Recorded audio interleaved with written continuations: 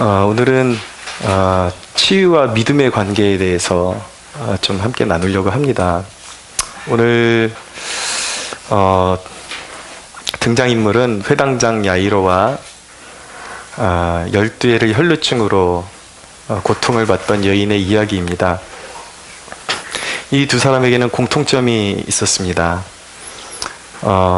야이로의 문제는 무엇이었냐면 오늘 본문에 보면 18절에 보면 야이로가 관리라고 되어 있는 사람이 바로 야이로입니다. 회당장 야이로가 예수님께 달려와서 급박하게 달려와서 절하면서 내 딸이 지금 방금 죽었습니다.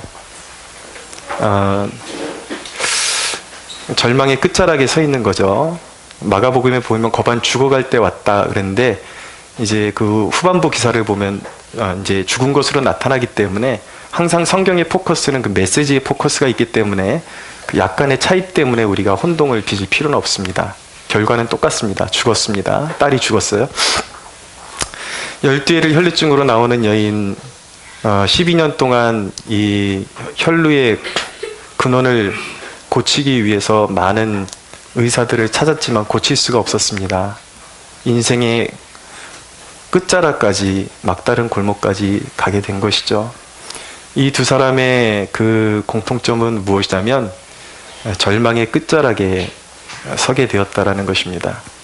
왜 그리스도인이 절망의 끝자락에 설 수밖에 없는가? 왜 하나님이 그런 상황을 허락하시는가?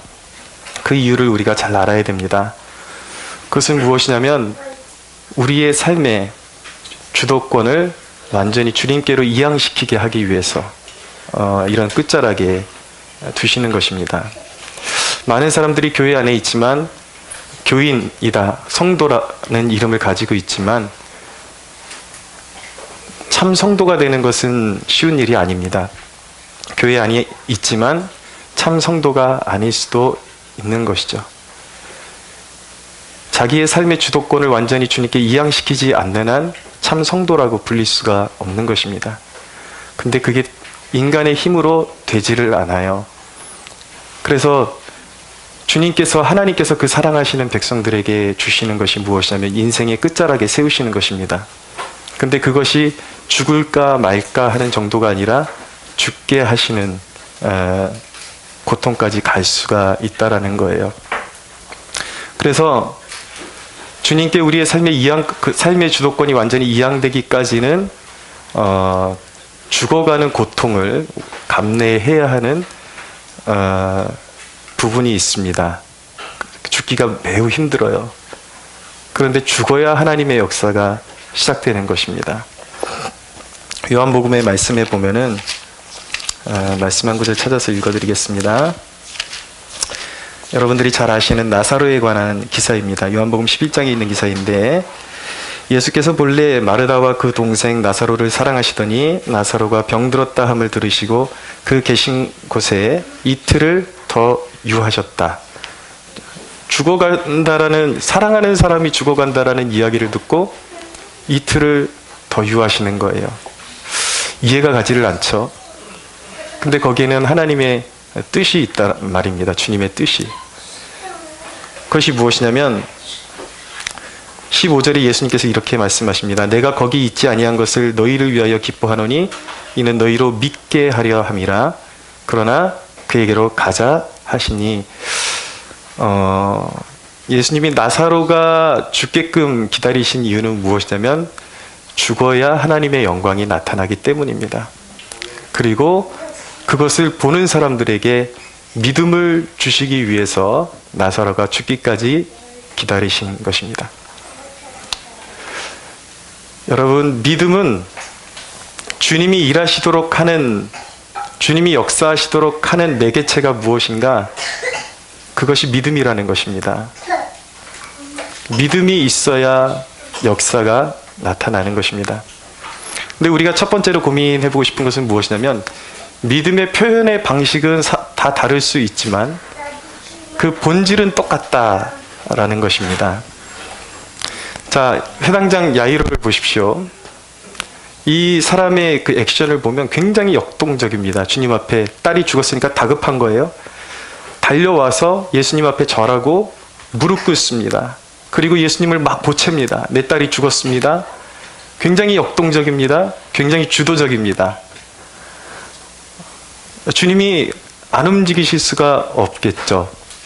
그런데 이 12회를 혈루증으로 앓았던 여인의 모습을 보면 굉장히 상반된다라는 것을 알 수가 있습니다. 이 여인은 굉장히 내성적이에요.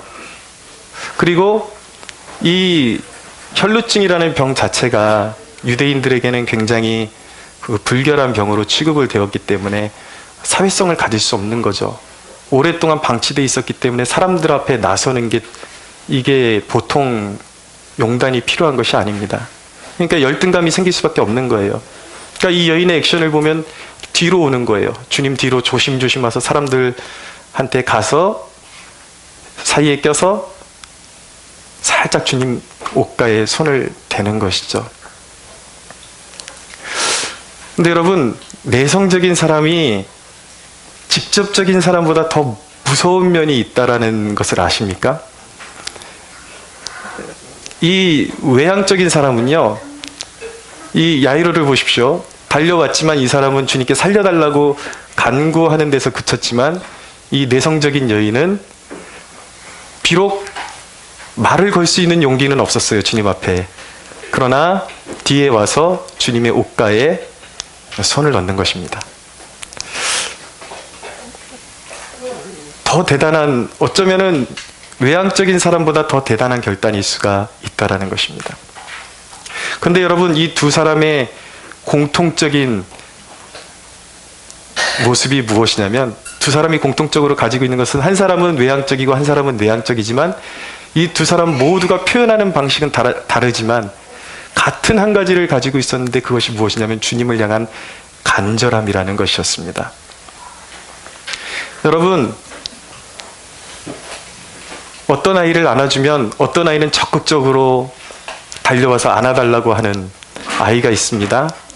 그런데 어떤 아이는 내성적으로 소심하게 안아달라고 적극적으로 와서 안기지도 못하지만 제발 좀 안아달라고 눈이 그렁그렁 눈물이 맺혀가지고 바라보는 아이가 있다고 했을 때에 사람은 그것을 놓칠 수가 있어요. 사람이라면 적극적인 아이밖에 눈에 시야에 들어오지 않을 수가 있습니다. 그러나 우리가 감사해야 될 이유는 무엇이냐면 주님께는 이 믿음이 똑같다라는 거예요. 적극적으로 달려와서 나를 살려주십시오라고 애원하는 믿음이나 내성적이라서 표현은 다 하지 못하지만 주님, 나도 여기 있습니다. 좀 바라봐 주십시오. 나도 치유받기 원합니다. 눈물을 글썽글썽거리면서 주님을 바라보는 소갈이하는 그 믿음, 그 믿음도 주님은 귀히 여기시고 주님은 그 믿음을 받아주신다라는 것입니다. 할렐루야. 아멘. 우리에게 위로가 여기 있는 것입니다. 사람에게 있어서는 외양이 중요하고 겉모습이 중요할지 모르겠지만 우리 주님은 그분을 향한 한결같은 간절한 소망을 가진 사람들마다 놓치는 법이 없고 주님은 그의 갈급함을 아시고 그에게 나오는 모든 사람을 안아주신다라는 것, 이것이 우리가 받을 수 있는 위로라는 것을 기억할 수가 있어야 하는 것입니다. 여러분, 믿음이 중요한 이유는 무엇입니까? 믿음이 주님의 역사를 경험하고 치유를 경험하는 데 있어서 중요한 것은 믿음의 특징 때문입니다. 어떤 특징입니까? 믿음은 믿음의 대상을 인정하는 것이기 때문에 믿음이 신앙에 있어서 중요한 것입니다. 여러분, 믿음이라는 것은 무엇입니까? 기독교 신앙에 있어서 믿음이라는 것은 무엇인가? 많은 사람들이 이야기를 하죠. 다 잘 될 거야. 다 잘 될 거야. 괜찮아. 무조건 잘 될 거야. 뭐 때문에 잘 되냐? 이게 문제죠. 근데 우리가 기독교 신앙에 있어서는 그냥 막연하게 잘 될 거야 라고 생각하는 거, 그냥 그 긍정적인 마인드라 그러지 그것을 믿음이라고 말하지는 않습니다. 기독교가 말하는 것은 무엇을 믿음이라고 하는 것인가? 열왕기하 1장에 보면은 이 북이스라엘 왕 아하시아가 이제 사신을 보내서 다락 난간에서 떨어져서 심한 병이 들었습니다. 죽을 병에 걸렸는데 사신을 보내서 에그론의 신 바알세붑에게 내가 살지 죽을지 좀 물어보라고 그렇게 시키죠. 그랬더니 하나님께서 엘리야를 통해서 그 사신의 발걸음을 막고 묻게 하십니다. 너희가 이스라엘의 신이 없어서 에그론의 신 바알세붑에게 물으러 가느냐? 여러분, 하나님이 아닌 그 어떤 다른 대상을 의지하는 것을 믿음이라고 하는 것이 아니라 그것은 우상숭배라고 하는 것입니다. 그것은 믿음이 아니에요. 우리가 믿음이라고 말하는 것은 무엇인가? 그것은 우리가 섬기는 오직 하나님 한 분만을 믿고 주권자로 인정하는 것을 믿음이라고 말하는 것입니다. 우리를 위해서 죽으시고 부활하신 예수 그리스도를 나의 구원자로 믿고 나의 유일한 인생의 가치요, 그분 안에만 구원이 있다라는 것을 믿고 그분께 내 삶을 드리는 것이 하나님을 인정하는 것이요 하나님을 믿는 것임을 깨달으시기 바랍니다. 이 믿음이 그래서 중요한 거예요. 그래서 하나님을 믿을 때에 그리스도를 믿는 믿음을 통해서 치유와 역사와 신앙의 능력이 나타나는 것이죠. 믿음이 왜 그렇게 중요합니까? 여러분, 첫사람이 타락했던 그 순간을 보면 기독교가 왜 믿음의 문제인지를 여러분들이 알 수 있게 되는 것입니다. 첫사람이 왜 타락했습니까? 타락한 이유가 무엇입니까? 의심과 교만 때문에 타락하게 된 것입니다. 하나님을 향한 전적인 신뢰를 잃어버린 게 인간의 부패의 시작이었다는 것을 알게 되는 것이죠. 그 부분을 이해하게 되면 왜 하나님께서 이 신앙의 요소에 있어서 믿음을 가장 귀하게 여기시는지 알 수 있게 되는 것입니다.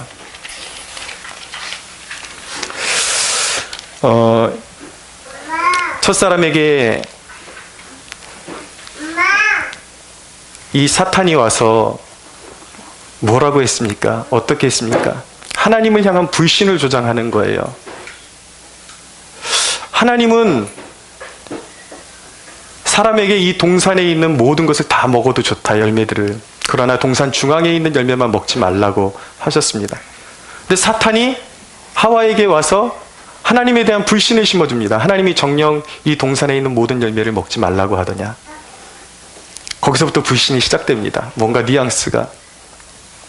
동산 중앙에 있는 열매만 먹지 말라 그랬는데, 근데 반드시 죽는다 그랬는데 하와는 뭐라 그랬냐면 죽을까 하노라 하셨다라고 그렇게 이야기합니다.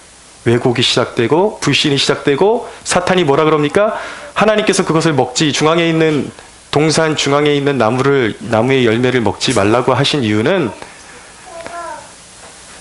너희가 하나님처럼 될까 봐 그것을 먹지 말라고 하신 것이다 라고 유혹을 하죠.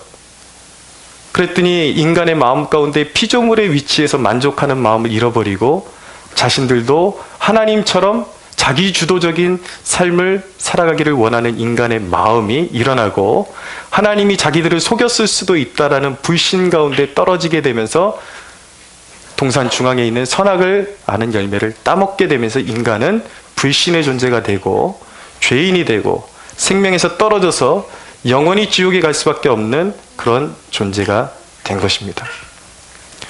그러므로 여러분, 가장 중요한 것은 무엇입니까?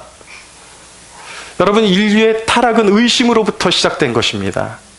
그렇기 때문에 여러분, 구원이라는 것은 무엇인가? 믿음의 회복을 의미하는 것입니다. 할렐루야. 믿음이 있어야 되는 거예요. 믿음이 없이는 하나님을 기쁘시게 해드릴 수 없느니라 라고 이렇게 말씀하고 있는 것입니다. 믿음이 가장 중요합니다. 하나님을 신뢰하는 것, 우리의 자격이 아니에요, 여러분. 우리가 하나님께 올려드리는 그러한 기도와 그런 간구에 있어서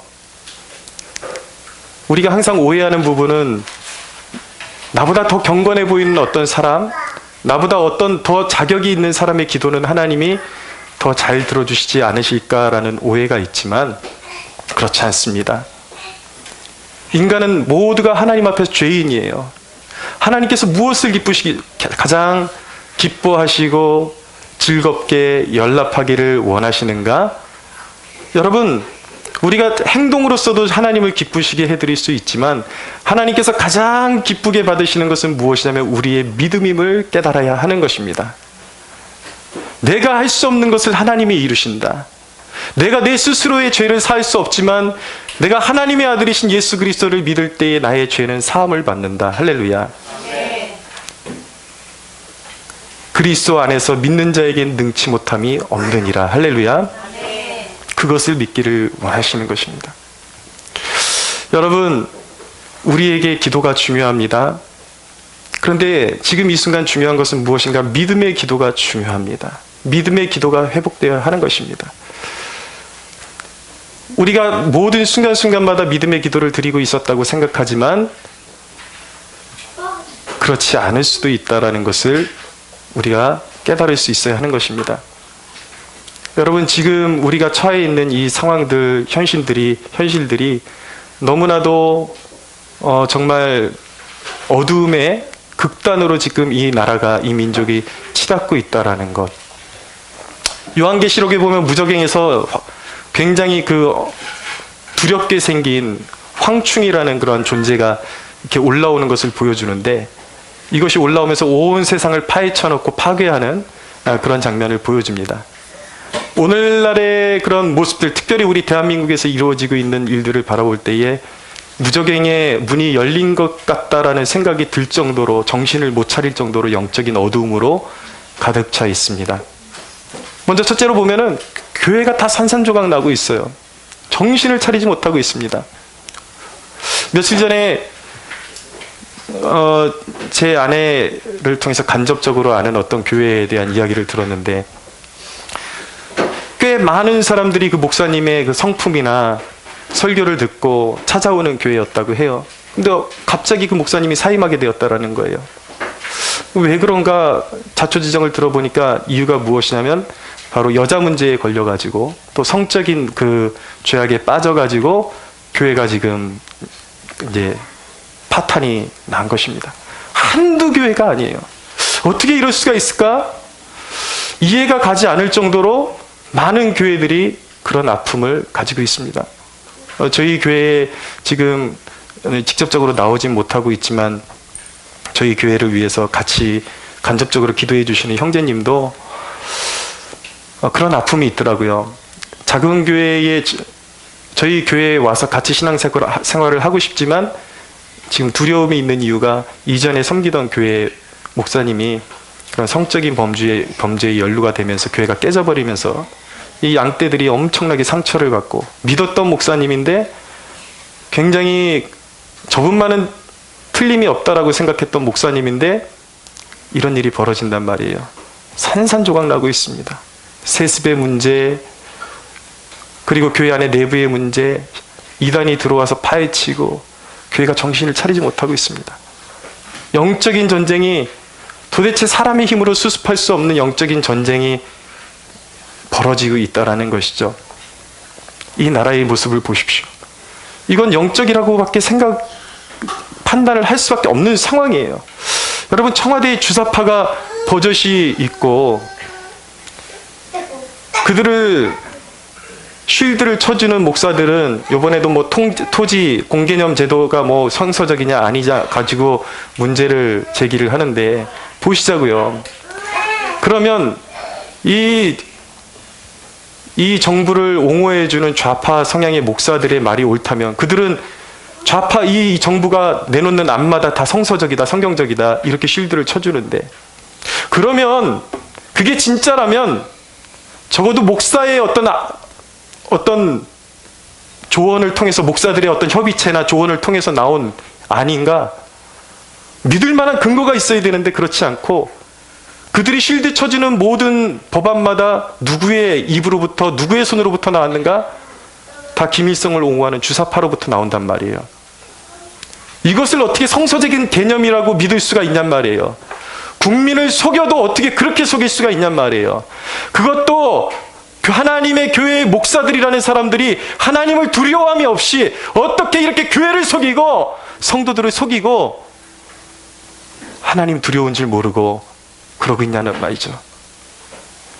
여러분, 그들이 추구하는 모든 사고방식이 진짜 유럽의 어떤 사고방식에서 채용을 한 것이라면 유럽에서 배워야지 왜 허구한 날 중국에서 배우고 북한을 북한하고 못 놀아먹어서 안달이고 노골적인 주사파살에게 김일성을 찬양하는 인간들 안에서 그런 안건들이 사사건건 나오냔 말이에요.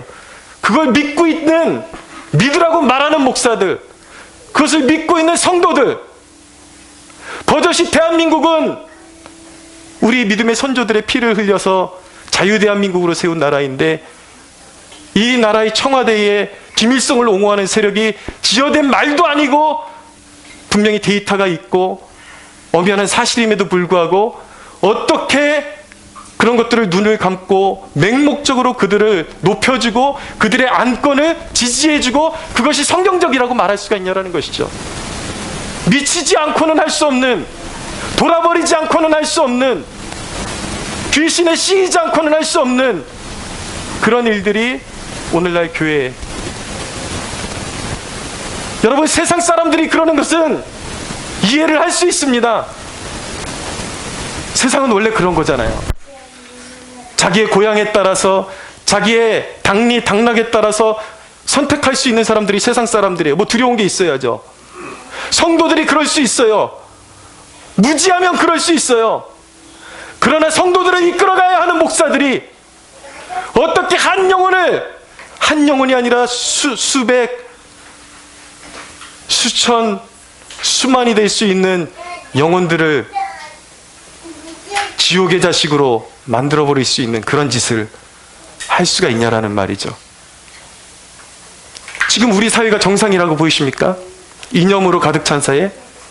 여러분, 이것은 진짜 무적행이 열렸다라고 밖에 말할 수가 없는 상황이에요. 귀신이 판을 치는 세상이라고 밖에 말할 수 없는 세상인 것입니다. 목회에 대한 애환도 있습니다, 여러분. 제가 여기 와서 안 한 게 아니에요. 열심히 여러분들에게 말 못할 그런 에피소드를 많이 가지고 있습니다. 정말 쉽게 못하는 장기금식도 여러 번 해봤고, 뭐 그냥 우스갯소리로 하는 소리지만 정말 하나님, 성도가 너무 안 오니까 쥐새끼 한 마리라도 보내달라고 그랬더니 저 뒤에서 쥐 3마리 잡게 해주시더라고요. 찐득이 가지고. 근데 여러분, 이 개척교회의 애환이 뭔지 아십니까? 영적인 전투가 엄청 심하다라는 것입니다. 제가 그냥 마음속으로 데이터로 꼽아보니까 한 12명이 넘어가려고 그러면 꼭 이렇게 붕괴되는 어떤 사건이 일어나요. 성도들 안에 스스로 어떤 시험이 들거나, 꼭 세가족 교육을 잘 맞춰놓으면은 어떤 경우에는 이제 잘 신앙생활 하겠다고, 회복하겠다고 약속을 단단히 받고 해놨더니 외부에 있는 어떤 사람이 우리 교회를 이상한 교회라고 막 속여가지고 안 나오는 거예요. 그래서 이제 찾으러 갔더니 이 자매가 갑자기 저한테 그렇게 깍듯했는데 갑자기 말을 놓으면서 그 일하고 있는 현장에 제가 찾아갔거든요. 물 호스로 저한테 물을 쫙 뿌려버리더라고요. 꺼지라고. 그날 돌아오는 그 마음이 얼마나 상하고, 또 다른 경우, 꼭 반복되는 경우는 무엇이냐면 5주차의 세가족 교육을 마치면은 마치 약속이라도 한 듯이, 새신자들은 아직 주일에 대한 개념이 별로 없잖아요. 강하지를 않잖아요. 꼭 돈 벌 수 있는 일거리를 줘요, 이 사탄이. 꼭 주일날, 평상시에 한 몇 년 동안, 신기한 게 몇 년 동안 일자리를 찾지 못했던 분인데 교회에 등록하고 나면 일자리가 생겨요. 하나님도 살아계신데 진짜 귀신도 살아있더라고요. 살아 역사하는 귀신이더라고요, 진짜. 귀신 같습니다, 진짜. 그렇게 성도를 빼앗겨버린 적이 한두 번이 아니에요. 근데 여러분, 우리가 귀신을 지나치게 두려워해서도 안 되지만 이 귀신의 세력에 대해서 눈뜨지 않고는 우리가 이 영적인 싸움을 이겨낼 수가 없습니다. 우리가 믿음의 기도가 아니고서는 이 장벽을 뛰어넘을 수가 없다는 것을 깨닫기를 원하는 것입니다. 여러분, 제가 몇 번 그 예화로 든 선교사님이 있습니다. 과거에 중국에 리수마을이라는 곳을 이제 복음화시키는 일에 쓰임받았던 제임스 프레이저라는 선교사님이 있는데, 이분 영국 분이에요. 이 영국 사람들의 신앙의 그 특징이 무엇이냐면 이 지성적이라는 것입니다. 영적인 것을 믿는데 이성적으로 납득이 되면 잘 믿지를 않아요. 그러니까 이 영적인 싸움에 대해서 문외한으로 영국 사람이 중국의 마을에 들어갔다가 귀신에게 엄청 눌리는 사건을 경험하게 됩니다. 막 마을 그 부족이 막 이렇게 주술을 하면 사람들이 막 이상한 짓을 하는 것을 눈앞에서 보게 되고, 가까스로 몇 년을 노력해가지고 한 사람을 회심시켜놨더니 그분의 증언에 있는 거예요. 성경 공부를 하는데 이상한 야이한 웃음을 이 선교사님을 보면서 웃고, 기분 나쁘게 웃고 조롱하듯이, 그러고서 교회에서 떨어져 나가고 그러더라는 것이죠. 그리고 가까스로 몇 명을 구원해 냈더니, 교회에 정착을 시키려고 그랬더니 또 이 무당의 주술에 매여가지고 무당이 무서워가지고 교회에 나오지 못하는, 어느 순간 몇 년을 앓다가 이분이 몇 년을 고군분투를 하다가 이제 알아눕게 되었습니다. 근데 이분이 영국에서 날아온 어떤 신앙서적을 보고서, 단순히 신학서적이 아니라 영적인 실체에 대해서 눈을 뜨게 됩니다. 아, 내가 여태까지 몰랐던 세력이 있구나. 선교사들의 정신세계를 옭아매고 자살하고 싶은 충동을 일으켜내고, 성도들이 돌아올 때에 그들에게 두려움을 줘서 다시 옛날 상태로 돌아가게 하는 이 귀신의 장난질이 장난이 아니구나라는 것을 깨닫게 됩니다. 그러면서 이분이 어떤 그런 서적 가운데서 이분이 눈뜨게 된 게 무엇이냐면, 믿음의 기도라는 이 주제에 대해서 눈을 뜨게 돼요. 그분이 여태까지 기도를 안 한 게 아니에요. 기도를 했는데 기도의 스타일을 바꾼 것입니다. 그것이 무엇인가? 마을이 내려다 보이는 한 언덕에다가 자리를 잡고 무릎을 꿇고 하루에 수시간씩 이분이 작정을 하고 기도를 하는데, 마귀의 견고한 진을 집중적으로 공격하는 기도를 한 거예요. 사탄의 권세가 무너지도록 예수의 이름으로 선포하며 사단의 권세를 대적하는 기도를 올려드렸습니다. 큰 소리로. 여러분, 우리가 기도할 때 큰 소리로 기도하는 것이 아무것도 아닌 것 같지만 거기에는 성경적인 원리가 있다는 것을 기억하시기 바랍니다. 여리고가 하나님의 백성들이 여호수아의 명령을 따라서 함성을 질렀을 때 무너졌다는 것을 기억하시기 바랍니다. 하나님은 너는 내게 부르짖으라고 말씀하셨어요. 여러분, 이 말의 권세, 하나님께서 세상을 무엇으로 창조하셨습니까? 말씀으로 창조하셨습니다. 하나님의 말씀을 내뱉는 권세, 그것도 큰 목소리로 선포하고 내뱉는 그 권세가 사단이 두려워하는 권세가 있음을 믿으시기 바랍니다. 그래서 선포를 하는 거예요. 마을에 역사하는 귀신에 대해서 선포를 하고, 또 이전에는 막연히 기도했던 것들에 대해서 예수님의 말씀을 의지해서 이미 받은 줄로 믿고 크게 선포하면서, 때로는 마음에 의심이 들어올 때 사단아 내 뒤로 물러가라 라고 선포를 하면서 끊임없이 기도를 했습니다. 그렇게 또 몇 년이 흘렀어요. 그런데 여러분, 이 사단의 권세가 쉽게 풀리지를 않습니다.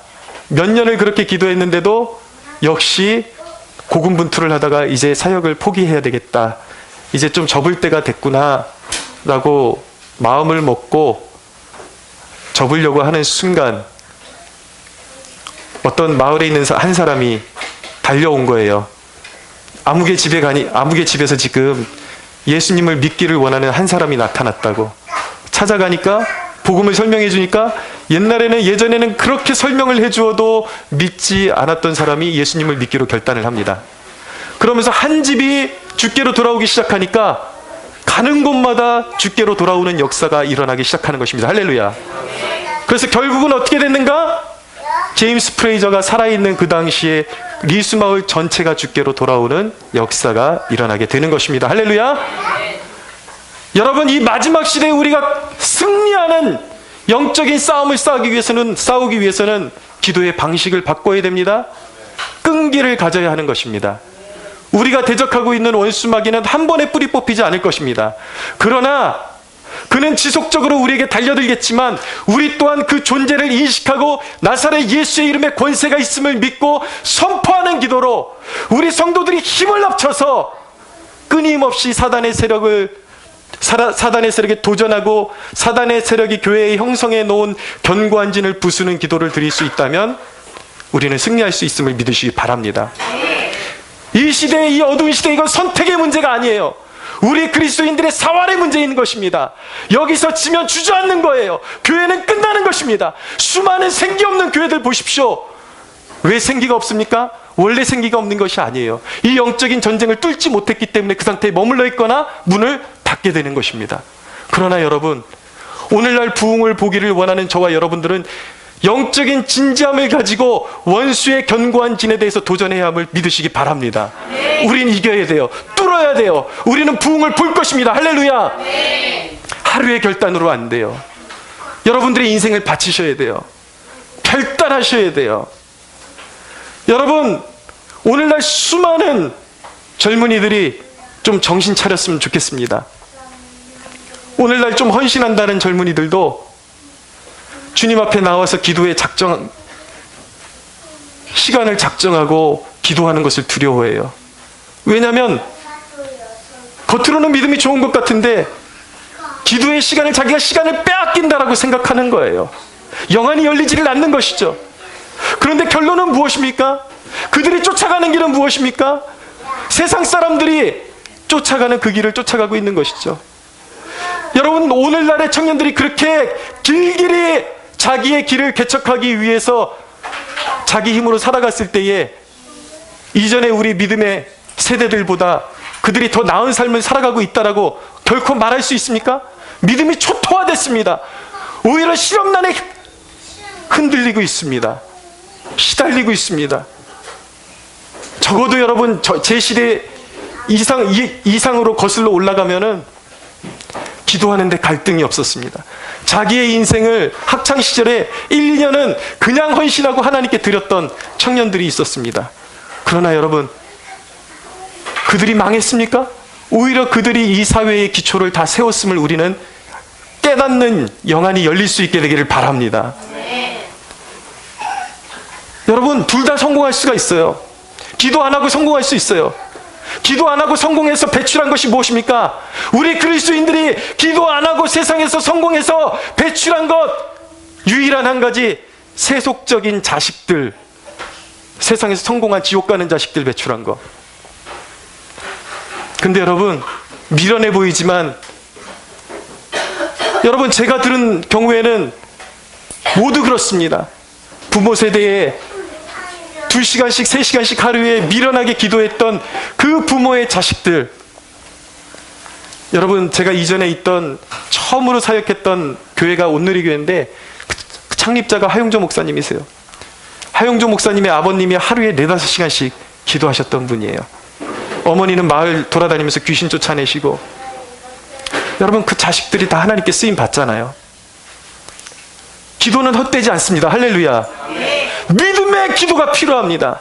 대적의 견관진을 부수는 기도가 우리에게 필요합니다. 그 기도의 야성이 우리에게 회복되어야 할 줄로 믿으시기 바랍니다. 마지막으로 한 가지 말씀드릴게요. 여러분, 믿음의 기도, 믿음의 사람들은 주님이 동역하시기 위해서 필요로 하시는 유일한 요구 조건이라는 것을 기억하셔야 하는 것입니다. 오늘 말씀에 보면 예수님께서 회당장 야이로의 집에 들어가셨어요. 많은 사람들이, 유대인들이 울고 떠들고 슬퍼하고 있었습니다. 예수님께서 그들에게 뭐라고 하시면, 조용해라, 조용해라, 떠들지 말아라 라고 말씀하시는 거예요.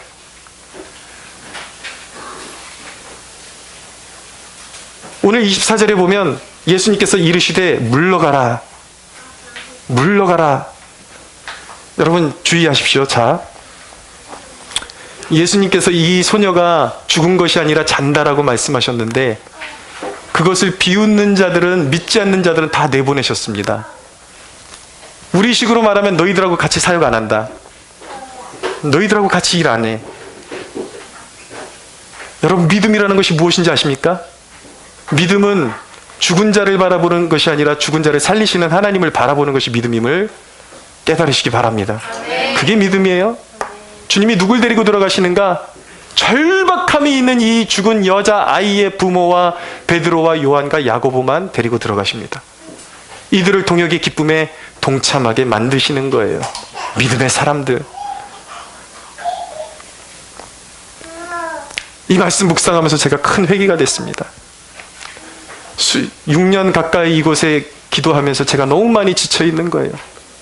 옛날에는 제 아내에게 좀 믿으라고 말했던 전데 요즘은 거꾸로 됐어요. 아내가 저한테 좀 믿으라고 해야 될 정도로 제가 마음이 그렇게 무너져 있어요. 근데 질문은 이것입니다, 여러분. 믿음은 반드시 역사하는데 믿음이 안 생기는데 어떻게 합니까? 너무 오랜 시간 지쳐버렸습니다. 믿음이 안 생기는데 어떻게 해야 되죠? 그런데 처방이 있습니다, 여러분. 믿음이 안 생겨도 기도하면서 주님께서 우리의 삶 가운데 행하신 일들을 묵상하며 주님의 얼굴을 다시 찾는 것입니다. 여러분, 우리 하나님을 신뢰할 수 있는 이유는 무엇이냐면 아브라함에게 너의 후사를 줄 것이다 라고 말씀하셨는데 주지를 않으세요. 시간이 너무 흘러가니까 아브라함이 마음에 상심이 왔습니다. 창세기 15장에 보니까 하나님께서 아브라함의 손을 붙잡고 밖으로 데리고 나가세요. 하나님께서 하늘의 별을 보여주십니다. 아브라함아, 하늘의 별을 봐라. 너의 자손이 저와 같이 될 것이다 라고 말씀하셨어요. 베드로는 예수님을 3번이나 부인하고 상심해 있을 때에 주님이 그 앞에 나타나실 때 어떻게 다시 주님 앞에 설 수 있을까 망설이고 있을 때에 예수님께서 베드로에게 찾아오셨습니다. 예수님께서 말씀하십니다. 시몬아, 네가 나를 사랑하느냐? 네가 나를 사랑하느냐? 3번을 물으셨어요. 여러분, 지쳐있는 우리를 상한 갈대를 꺾지 아니하시고 찾아오셔서 믿음을 주시는 분이 우리 주님이심을 믿으시기 바랍니다. 시편에 있는 말씀 한번 읽어드리고 말씀을 정리하도록 하겠습니다. 내가 내 음성으로 하나님께 부르짖으리니 내 음성으로 하나님께 부르짖으면 내게 귀를 기울이시리로다. 나의 환난 날에 내가 주를 찾았으며 밤에는 내 손을 들고 거두지 아니하였나니 내 영혼이 위로받기를 거절하였도다. 내가 하나님을 기억하고 불안하여 근심하니 내 심령이 상하도다. 주께서 내가 눈을 붙이지 못하게 하시니 내가 괴로워 말할 수 없나이다. 내가 옛날 곧 지나간 세월을 생각하여 싸우며 밤에 부른 노래를 내가 기억하여 내 심령으로 내가 내 마음으로 간구하기를 주께서 영원히 버리실까? 다시는 은혜를 베풀지 아니하실까? 그의 인자하심은 영원히 끝났는가? 그의 약속하심도 영구히 패하였는가? 하나님이 그가 베푸실 은혜를 잊으셨는가? 노하심으로 그가 베푸실 긍휼을 그치셨는가 하였나이다. 또 내가 말하기를 이는 나의 잘못이라 지존자의 오른손에 해 곧 여호와의 일들을 기억하며 주께서 옛적에 행하신 기이한 일을 기억하리이다. 또 주의 모든 일을 작은 소리로 읊조리며 주의 행사를 낮은 소리로 되뇌이리이다. 하나님이여 주의 도는 극히 거룩하시오니 하나님과 같이 위대하신 신이 누구오시니까? 주는 기이한 일을 행하신 하나님이시라. 민족들 중에 주의 능력을 알리시고 주의 팔로 주의 백성 곧 야곱과 요셉의 자손을 속량하셨나이다. 하나님이여 물들이 주를 보았나이다. 물들이 주를 보고 두려워하며 깊음도 진동하였고 구름이 물을 쏟고 궁창이 소리를 내며 주의 화살도 날아갔나이다. 회오리 바람 중에 주의 우레소리가 있으며 번개가 세계를 비추며 땅이 흔들리고 움직였나이다. 주의 길이 바다에 있었고 주의 곧은 길이 큰 물에 있었으나 주의 발자취를 알 수 없었나이다. 주의 백성을 양떼같이 모세와 아론의 손으로 인도하셨나이다. 아멘. 하나님이 나를 잊으셨다라고 생각했는데 이 시인이 정신이 번뜩 들면서 믿음이 회복되는 시점이 어디입니까? 이스라엘 백성들이 홍해 앞에 섰을 때 다 죽었다라고 생각을 했습니다. 그런데 하나님이 예비하신 길이 다른 곳에 있는 것이 아니라 홍해 안에 있었습니다. 할렐루야. 그것을 깨닫는 순간 사방으로 우겨싸임을 당한 이 상황 가운데 주의 길은 먼 곳에 있는 것이 아니라 바로 내 앞에 주님이 길을 예비하고 계시다라는 믿음이 생겨나는 것입니다. 할렐루야. 사랑하는 여러분, 믿음에 실족하신 여러분들이 있습니까? 두려워하는 여러분들이 있습니까? 여러분들의 오늘 이 시간 여러분들의 인생 가운데 역사하신 하나님의 발자취가 섬광처럼 여러분들의 심령에 떠오르게 되는 축복이 있게 되기를 바랍니다. 그 하나님이 믿음을 회복하고 구하는 모든 하나님의 자녀들에게 동일하게 역사하시고 동일하게 큰 일을 행하실 것을 믿음으로 바라보시고 승리하시고 그 믿음 가운데 역사하신 주님의 치유와 권능이 오늘 이 자리 가운데 충만하게 임하는 역사가 있기를 예수 그리스도의 이름으로 축원합니다. 하나님께 영광의 박수 올려드리겠습니다.